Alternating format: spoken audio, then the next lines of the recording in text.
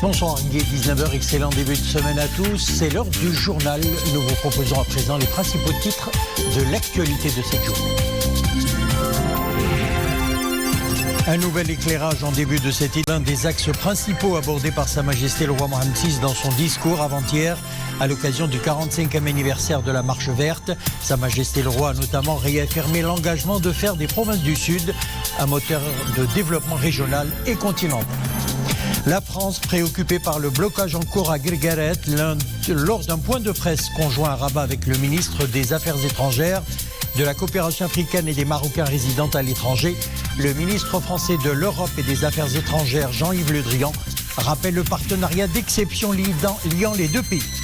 Et puis, à l'occasion de la commémoration du 45e anniversaire de la Marche verte, la ville de Frebensalah accueille un rallye national de voitures d'époque à découvrir dans notre page sport.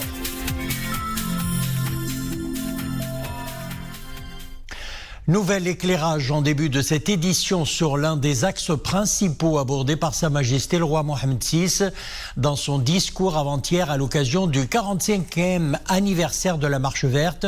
Sa Majesté le Roi a notamment réaffirmé l'engagement de faire des provinces du Sud un moteur de développement régional et continental. Mohamed Eitlchkar. C'est un ferme engagement que Sa Majesté le Roi Mohammed VI réitère dans ce discours, engagement de faire des provinces du Sud un moteur de développement régional et continental. Notre engagement à consolider la marocanité du Sahara au niveau international n'a d'égal que notre action soutenue pour que nos provinces sahraouies deviennent un moteur du développement régional et continental. En cette année 2020, précise Sa Majesté le Roi, et en totale conformité avec les principes du droit international, le Maroc a mené à terme la délimitation de ces espaces maritimes en les incorporant dans l'arsenal juridique marocain. Le royaume qui entend poursuivre avec constance le dialogue engagé avec l'Espagne au sujet des zones de chevauchement des eaux territoriales des deux pays amis, et ce dialogue, explique encore le souverain, s'inscrira dans le cadre du droit de la mer et respectera le partenariat qui unit les deux pays loin de toute volonté unilatérale d'imposer le fait accompli. Et ce dialogue, explique encore le souverain, s'inscrira dans le cadre du droit de la mer et il respectera le partenariat qui unit les deux pays loin de toute volonté unilatérale d'imposer le fait accompli. En définissant clairement le cadre et les frontières des espaces maritimes placés sous la souveraineté du royaume, le plan mis en œuvre pour impulser l'essor socio-économique de la région sera indubitablement consolidé, explique encore Sa Majesté le Roi Mohammed VI. Et partant de cette vision, la façade atlantique sud du royaume située face au Sahara marocain constituera une interface maritime d'intégration économique, un foyer de rayonnement continental et international.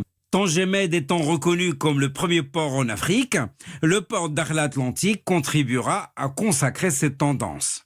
Les ressources et potentialités dont regorgent les provinces du Sud, sur terre comme en mer, serviront de passerelle et de trait d'union entre le Maroc et sa profondeur africaine. Sa Majesté le Roi Mohammed VI explique notamment l'importance d'investir dans les espaces maritimes, tant pour le dessalement de l'eau de mer que pour l'exploitation des énergies renouvelables d'origine éolienne ou hydrolienne. Et justement, le dessalement de l'eau de mer fait partie des grands chantiers vitaux pour les provinces du Sud. Le stress hydrique est un enjeu de taille qui guette ces régions au climat saharien.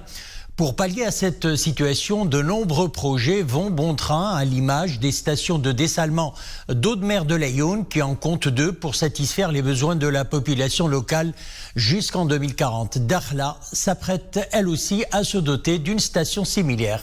Abdelhamid Jebran, Esma Tazi, Youssef Chergui et Mariam El-Messi. L'eau douce, cette précieuse denrée essentielle à la vie. Notre planète bleue risque d'en manquer. Notre périple à travers les provinces du sud du royaume nous a conduits en zone à fort déficit pluviométrique, parallèlement à un véritable décollage économique. Ici, la demande pour cette ressource naturelle a bien grimpé depuis quelques années. Conséquence de la croissance démographique et du développement économique. De l'eau potable à domicile pour tous, la mer serait peut-être la solution. Aujourd'hui, les provinces du Sud comptent 10 stations de dessalement des eaux océaniques. L'une d'elles se trouve à l'Ayoun. Elle dessert 250 000 habitants en eau potable. تقوم هذه المحطة بتزويد كل من مدينة العيون المصا فم الواد وقاية الصيادين توما. Cette station permet de satisfaire les besoins en eau potable des habitants des villes de l'Ayoun, le Marsa, Foum el Oued, mais également le village des pêcheurs. Le traitement de l'eau salée se fait via le procédé de l'osmose inverse, ce qui permet d'extraire une eau pure dont la salinité est de 1 gramme le litre seulement, contre 37 grammes le litre pour celle des eaux marines. Ce principe a démontré son efficience en termes de rendement. Notre production quotidienne avoisine les 26 mètres cubes par jour. Générer cette eau potable, c'est tout un processus. Avant de couler dans les robinets, ces eaux de l'Atlantique sont soumises à un enchaînement de phases de dessalement. Entre pompage, désalinisation et contrôle de qualité, la technique s'avère vertueuse, même si la facture, elle, est salée. Le coût financier serait en effet 10 fois plus important que celui du traitement d'eau de surface ou souterraine. Pour les habitants de la région, l'eau de mer et la nappe phréatique constituent les seules sources d'approvisionnement en eau potable. Si la nappe phréatique est salée, son traitement sera nécessaire pour rendre l'eau propre à la consommation. En l'absence d'eau de la nappe phréatique, une désalinisation de l'eau de mer demeure la meilleure option. L'ensemble des villes côtières du Royaume sont aujourd'hui dotées de stations de dessalement, des installations que nous œuvrons à renforcer. De l'eau dessalée, c'est bien donc la clé pour sécuriser sur le long terme l'approvisionnement en eau potable. Les initiatives se multiplient pour la généralisation des stations de dessalement, de quoi couvrir les besoins des populations des provinces du Sud et poursuivre sur la lancée de leur développement économique et démographique. La France préoccupée par le blocage en cours à Guergueret lors d'un point de presse conjoint à Rabat avec le ministre des Affaires étrangères, de la coopération africaine et des Marocains résidant à l'étranger, Nasser Bourita, le ministre français de l'Europe et des Affaires étrangères, Jean-Yves Le Drian, en visite dans le Royaume, a rappelé la position constante de la France soutenant la recherche d'une solution juste, durable et mutuellement agréée sous l'égide des Nations Unies et souligné également le partenariat d'exception liant le Maroc et la France. Houdam Sahel, Oumeyma Ramli. Entre Rabat et Paris, c'est une relation solide, un partenariat d'exception et une concertation permanente. Car entre ces deux amis de longue date, les relations vont au-delà de la coopération bilatérale multiforme. À chaque occasion, Paris rappelle sa position constante sur la question du Sahara marocain. Nous soutenons la recherche d'une solution juste, durable et mutuellement agréée sous l'égide des Nations Unies et conformément aux résolutions du Conseil de sécurité. Nous considérons le plan d'autonomie marocain comme une base sérieuse et crédible pour une solution négociée. Nous suivons avec attention les événements de Guerguerat. Nous sommes préoccupés par le blocage en cours. Pensons qu'il faut sortir de cette situation et nous voulons saluer à cet égard la responsabilité dont fait preuve le Maroc. Cette rencontre était également l'occasion pour la France de saluer l'accueil des pourparlers interlibyens, mais aussi les nombreux efforts déployés par le Maroc pour la résolution de la situation dans le Sahel. Bien sûr, j'ai profité de l'occasion pour briefer M. Le Drian sur l'évolution de la question du Sahara marocain. Le Maroc vient de célébrer le 45e anniversaire de la Marche verte et le Conseil de sécurité vient d'adopter une résolution sur ce différend régional et c'était l'occasion pour partager l'évolution de ce dossier. Également au menu de ces entretiens, la lutte contre le terrorisme. Sur cette question, la France a toujours pu compter sur le soutien du Maroc. Nous savons notamment pouvoir compter sur le Maroc, parce que dans les moments difficiles, il est normal de se tourner vers ses plus proches amis, et parce que le Royaume, porteur de l'islam du juste milieu, promu par Sa Majesté le Roi, commandeur des croyants, parce que le Royaume partage notre rejet du terrorisme et de l'extrémisme. Cette rencontre a été également l'occasion propice pour mettre en avant les nombreux axes de renforcement de la coopération bilatérale entre le Maroc et la France. Coopération franco-marocaine toujours, un nouvel accord a été signé cet après-midi dans le domaine culturel entre la Fondation nationale des musées et l'Agence française de développement. Il est question de mettre en avant la promotion de la culture entre les deux pays. Ahmed Alaoui, Oumaïma Rambli. Après la visite du ministre de l'Intérieur français il y a une quinzaine de jours, c'est au chef de la diplomatie française de visiter le musée phare de la Ville des Lumières. Objectif, faire du Maroc une tête de pont pour le renforcement de la coopération culturelle entre l'Afrique et la France. L'objectif de ce partenariat est de pouvoir fédérer, structurer un réseau d'experts dans les métiers de la gestion des musées et du patrimoine culturel. Et au fond, l'enjeu de ce partenariat est de pouvoir mobiliser un ensemble d'experts africains, français, pour partager nos expériences, partager nos savoir-faire dans la gestion des affaires culturelles. La Fondation nationale des musées participe à cette diplomatie culturelle. On est très très heureux de signer avec l'AFD et avec le ministre des Affaires étrangères français cette contribution qui va nous permettre de consolider les ponts entre l'Europe et entre l'Afrique. Le Maroc devient réellement un pôle de passage, un pont entre l'Afrique et entre l'Europe. À l'issue de cette visite, un accord a été signé entre la Fondation nationale des musées et l'Agence française de développement. Il y est notamment question de financer un programme de formation aux métiers ayant trait à la préservation du patrimoine.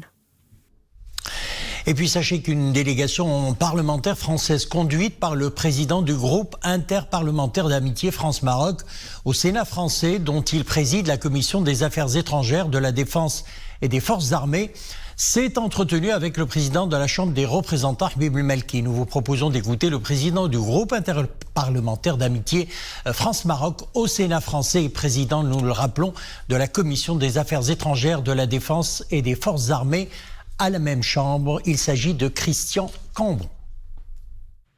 Cette visite a plusieurs sens, mais le premier est de dissiper les malentendus qui ont pu naître à la suite des incidents que vous connaissez, sur lesquels il n'est pas besoin de revenir.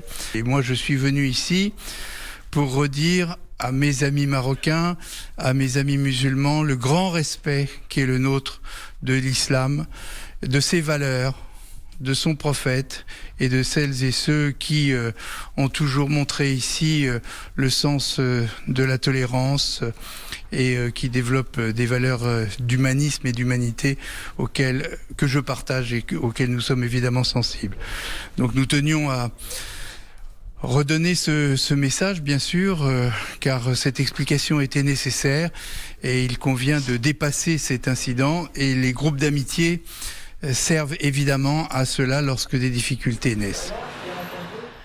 Covid-19 à présent, ces dernières 24 heures, 3170 nouveaux cas d'infection au coronavirus et 3104 guérisons, soit un taux de guérison de 81,9%. Le nombre de décès est passé à 4356 avec 84 nouveaux cas recensés en 24 heures, soit un taux de létalité de 1,7%. Les cas actifs ont atteint le nombre de 42 690. On recense des cas sévères ou critiques. Ils sont au nombre de 959, dont 73 placés sous intubation. Le taux d'occupation des lits de réanimation dédiés au Covid-19 s'élève désormais à 36%. 1177 nouvelles infections depuis hier 18h dans la région Casablanca-Stade. Face à la situation inquiétante dans cette région qui a enregistré 37 nouveaux décès en 24 heures, l'hôpital de campagne installé à la foire de Casablanca et entièrement rénové est appelé en renfort pour recevoir les cas sévères Covid-19 au moment où les contaminations explosent dans la région. Leïla Asli, Ahmed Ben Saoud et Sarah Katir. Face à la détérioration de la situation épidémiologique dans la région de Casablanca-Stade, l'hôpital de campagne installé à la foire de la métropole a été entièrement mis à niveau pour accueillir les cas délicats de patients du Covid-19 qui doivent être placés en soins intensifs. On entame une deuxième phase qui est la mise à niveau de cet hôpital pour qu'il puisse contenir les soins intensifs. Capacité totale, ça sera de 300 lits en soins intensifs. Ça va être de l'oxygénation à plein régime avec installation d'une citerne d'une grande capacité à la place des bouteilles qu'on avait autrement, vu que les patients aujourd'hui sont dépendants de l'oxygène. L'hôpital accueillera les cas sévères qui représentent 5% de l'ensemble des patients atteints du Covid-19 dans la région de Casablanca-Stad. Ces malades seront pris en charge par une équipe multidisciplinaire qui va veiller à l'évolution, Inch'Allah, de la guérison de ces malades.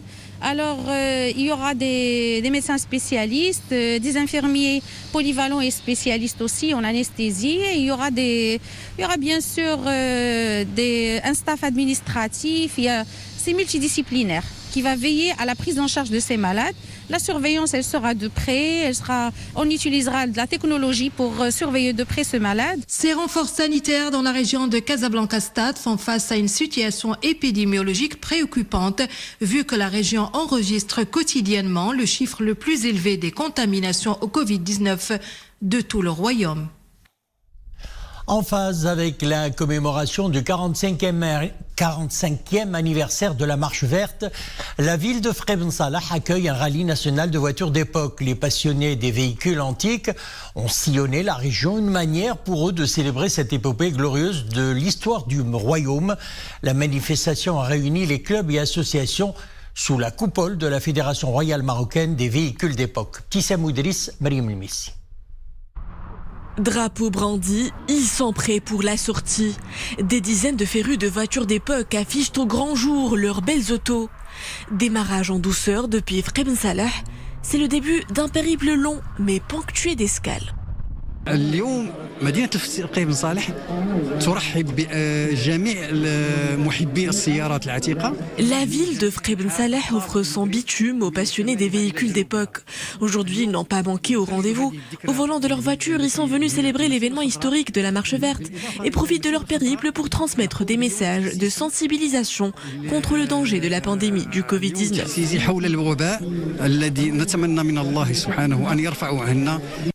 L'expérience a de quoi séduire. Alliant plaisir de conduite et ambiance de célébration, ces pilotes rouleront le long du tracé du circuit jusqu'à Sorsept. Le long de leur itinéraire, ils transmettent des messages de sensibilisation pour rappeler les gestes barrières, au moins disciplinés. Nous sommes membres des associations de Sfrou et Meknes. Notre présence à ce rallye nous tient particulièrement à cœur. Nous voulions partager ces moments de célébration avec les autres clubs et par la même occasion lancer ces messages de sensibilisation contre les risques de la pandémie. Je suis ravie de la participation massive de l'ensemble des clubs régionaux. Les voitures sont belles, on en voit de tous les modèles. C'est une fierté de faire ce parcours. Des voitures classiques qui continuent de rouler au-delà de leur cycle de vie. Certaines d'entre elles dépassent les 40 ans et célèbrent aujourd'hui une date dont elles ont certainement été témoins.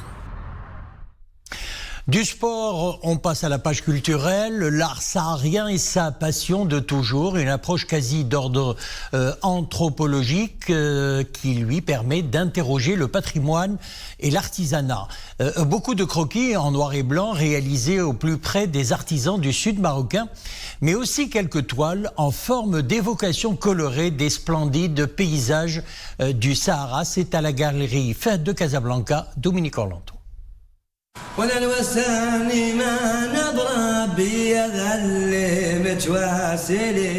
Ses parents sont originaires d'Erachidia et un jour se sont-ils installés en la ville de Taza, où le pastoralisme est par essence une invitation au voyage et à la découverte de tant d'espaces qui ne sont pas que d'ordre géographique. J'ai été chouchouté dans cette ambiance-là. On voit le forgeron en train de travailler, le tailleur en train de travailler, c'est-à-dire le réalisateur de soufflet, le tanneur. On voit par exemple c'est-à-dire le forgeron ambulant. On voit en fait un panel varié des artisans, des images de notre patrimoine qui défilent mais qui sont sous une autre forme. Donc ça devient vraiment un travail à la fois de documentaire, anthropologique, scientifique, mais aussi de transcription, de patrimonialisation, qui permet de préserver le patrimoine. Il y va de l'authenticité des savoirs artisanaux et de ces us et coutumes qui semblent tellement fragiles et que le temps qui passe ne doit en aucun cas éroder. C'est très important d'éveiller les gens vers nos possibilités de produire nous-mêmes une partie de nos besoins, une partie de nos vêtements, une partie de nos goûts, hein, et d'aller jusqu'à la société du goût, la société de l'art de vivre, les savoir-faire, les savoir-être, les savoir-dire. Tout un langage ici mis à l'écoute et à l'attention du visiteur qui ne peut que se laisser absorber par cette immersion presque surgie d'un autre temps.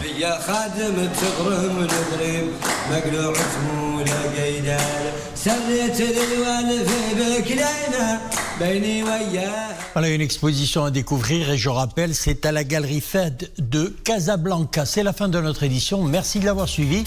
L'info revient à 21h. Excellente soirée.